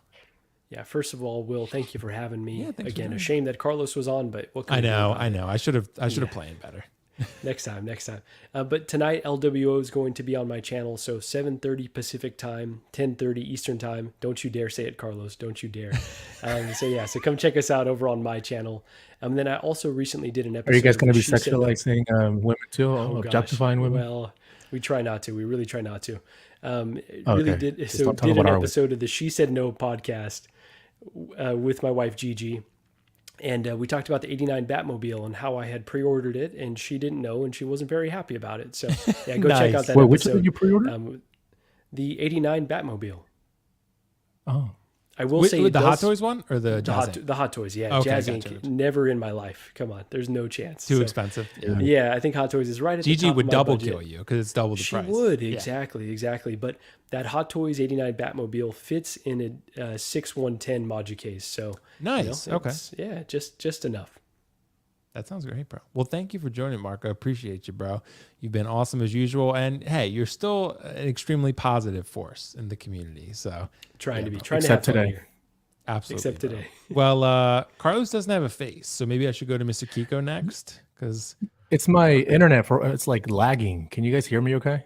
yeah, I can hear your pulsating peace symbol right now. Yeah, you can just But you skip me. can it's go ahead, fine. Carlos. I'll let you go ahead. What's up, dude? Place for collecting. Nope, he's gone. Oh, okay. Is it go working ahead. now? There you go. Oh, yeah. So a Facebook group, if you want to get away from some of the drama and toxic talk sometimes going on other Facebook groups, it's a place where you can still discuss collectibles in a civil manner. So place for collecting on Facebook. Look us up, join us. So, and we do giveaways if you're interested in that too. So thank you for having me, bro. Well, Kiko's already pointing out my slip of the tongue there. But thank you so much, Keco, for that one. Keco, dude, thank you so much for joining every week, bro. What's coming up on the channel? I know people are desperate for some some content, some reels, some videos? I'm sure they are, but I'm just enjoying having fun collecting right now. And when I do make that big return to YouTube, it's going to be a sensational moment. But just adding a few new pieces to the collection. Got a big piece today, Will, that you might be excited about. Got it on a steal from Replay Toys. Someone ended up bringing it in and used, and then I used my 15% off on that. So nice. Little tease right there. Technically, I think it does. See, there you go. So that's exciting. But I can't wait to visit them. Yeah, it's going to be great, man. Just once again, hopefully everyone enjoyed the show. Thank you for everyone having civil conversation. And the thing is, we're allowed to disagree and have different opinions, and that's what makes this show special. So, Will, thank you for letting me be on here, and hopefully no one hates me for my opinion. No, dude, no one hates you. It's a great thing. Keco. You are a beacon of light in the community. So no one should ever hate anyone for another opinion unless it's a hateful opinion, right? And then at that point, but come on, all your points were very valid. And again, you know, I wanted to point out everyone respects JND and the work I can always do, so. I can always say though that every time I'm on a stream with Keco, I know I'm always not going to say the worst thing. So you know, that is facts. Yeah, that's facts right there. That's facts. But guys, thank you so much for joining. We'll be back Collectors Mingle this Sunday at 8 p.m. Eastern, and yeah, there'll be clips and other videos coming out. I'm going to do a collection tour reaction to Mr. Jedi Night's Watch Graham. So I'm going to do his. I reached out to him. He's cool with it. That's great. And then I'm just waiting for my matcha cases to arrive. And then eventually I can do my collection tour, which would be great. I'm really excited to get rid of these tables and get these matcha cases in here. But other than that, Shang-Chi, I have that in order. I'll be reviewing that soon. And yeah, I got a bunch of other video shorts out there for Mortal Kombat Scorpion, Joker bases, all that good stuff. So check that out. And yeah, guys, thank you so much for watching. Thank you for contributing your thoughts. As always, love this community, love engaging with you guys. That said, it's 7:08, so I want to get these guys out of here. Have a good weekend. Thank you so much. Enjoy your weekend. Be safe. And anyway, bye.